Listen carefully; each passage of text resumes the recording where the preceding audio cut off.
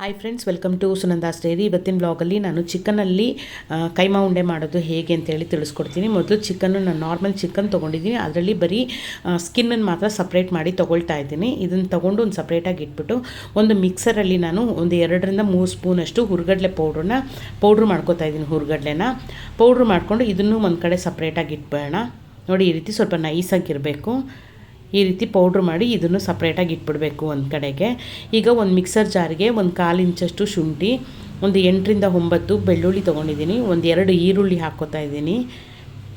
ಇದ್ರ ಜೊತೆಗೇ ಒಂದು 1/4 ಕಪ್ಪಷ್ಟು ತೆಂಗಿನಕಾಯಿ ಹಾಕ್ಕೋತಾ ಇದ್ದೀನಿ, ಒಂದು ಟೊಮೆಟೊ ಹಾಕ್ಕೋತಾ ಇದ್ದೀನಿ, 2 ಏಲಕ್ಕಿ ಹಾಕ್ಕೋತಾ ಇದ್ದೀನಿ, ಒಂದು 2 ಪೀಸಷ್ಟು ಚಕ್ಕೆ ಹಾಕ್ಕೋತಾ ಇದ್ದೀನಿ, 3-4 ಲವಂಗ ಹಾಕ್ಕೋತಾ ಇದ್ದೀನಿ, 1 ಟೇಬಲ್ ಸ್ಪೂನಷ್ಟು ಚಿಲ್ಲಿ ಪೌಡರ್ ಹಾಕ್ಕೋತಾ ಇದ್ದೀನಿ, 1.5 ಟೇಬಲ್ ಸ್ಪೂನಷ್ಟು ಧನಿಯಾ ಪೌಡ್ರ್ ಹಾಕ್ಕೋತಾ ಇದ್ದೀನಿ. ಇದಿಷ್ಟು ಹಾಕ್ಕೊಂಡು ಸ್ವಲ್ಪ ಕೊತ್ತಂಬರಿ ಸೊಪ್ಪು ಹಾಕ್ಕೊಂಡು ನೀರು ಹಾಕ್ಕೊಂಡು ಚೆನ್ನಾಗಿ ನೈಸ್ ಪೇಸ್ಟ್ ಮಾಡ್ಕೊಳ್ಬೇಕು. ಎಷ್ಟು ನೈಸ್ ಆಗುತ್ತೋ ಅಷ್ಟು ನೈಸ್ ಪೇಸ್ಟ್ ಮಾಡ್ಕೊಳ್ಳಿ. ಇದಕ್ಕೆ ಚೆನ್ನಾಗಿರುತ್ತೆ ತುಂಬಾ.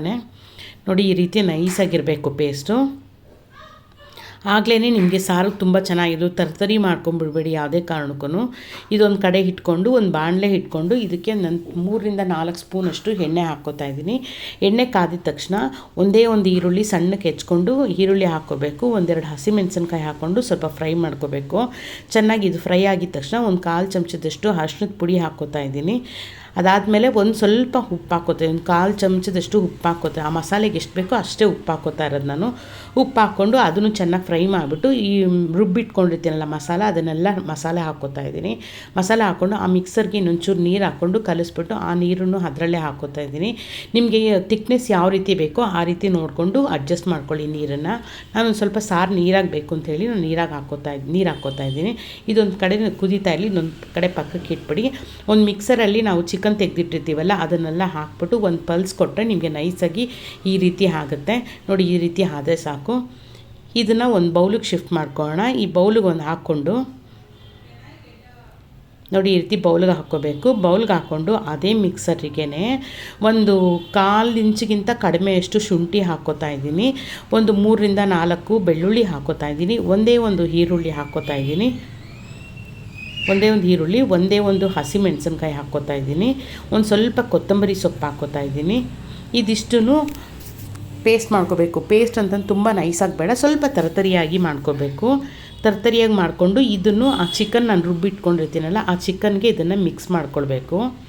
ಆ ಚಿಕನ್ನಲ್ಲಿ ಇದನ್ನೆಲ್ಲ ನೀಟಾಗಿ ಹಾಕ್ಕೊಂಬಿಟ್ಟು ಒಂದು ಸ್ಪೂನಷ್ಟು ಅಚ್ಕಾರದ ಪುಡಿ ಹಾಕ್ಕೋತಾ ಇದ್ದೀನಿ, ಒಂದು 1/4 ಚಮಚದಷ್ಟು ಗರಂ ಮಸಾಲ ಹಾಕ್ಕೋತಾ ಇದ್ದೀನಿ, ಒಂದು 1/4 ಚಮಚದಷ್ಟು ಅರಿಶಿಣದ ಪುಡಿ ಹಾಕ್ಕೋತಾ ಇದ್ದೀನಿ, ಮತ್ತು ಈ ಚಿಕನ್ಗೆ ಎಷ್ಟು ಬೇಕೋ ಅಷ್ಟೇ ಉಪ್ಪು ಹಾಕ್ಕೋತಾ ಇದ್ದೀನಿ.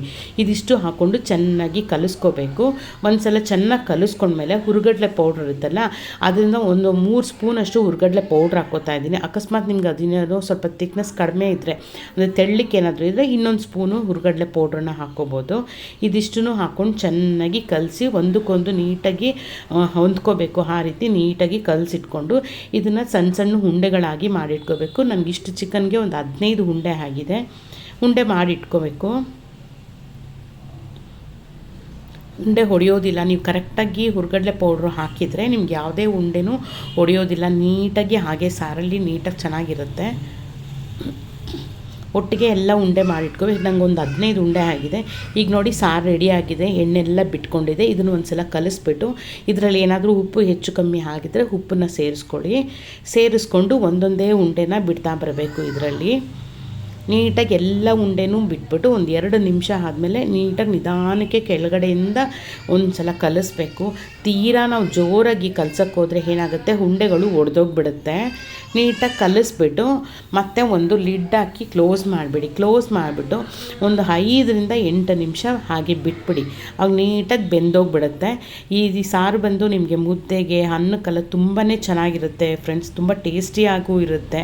ಚಿಕನ್ನು ಅಂತಂದ್ಬಿಟ್ಟು ಚೆನ್ನಾಗಿರೋಲ್ಲ ಅಂತ ಒಬ್ಬೊಬ್ಬರು ಹೇಳ್ತಾರೆ, ಬಟ್ ಚಿಕನ್ ಆಗಲಿ ಮಟನ್ ಆಗಲಿ ಎರಡೂ ಸಾರು ಇದರಲ್ಲಿ ತುಂಬಾ ಚೆನ್ನಾಗಿರುತ್ತೆ. ನೀವು ಒಂದು ಸಲ ಟ್ರೈ ಮಾಡಿ ನೋಡಿ. ಈ ವ್ಲಾಗ್ ಇಷ್ಟ ಆಗಿದೆ ದಯವಿಟ್ಟು ಲೈಕ್ ಮಾಡಿ, ಶೇರ್ ಮಾಡಿ, ಮರೆಯದೆ ಸಬ್ಸ್ಕ್ರೈಬ್ ಮಾಡಿ. Thank you friends.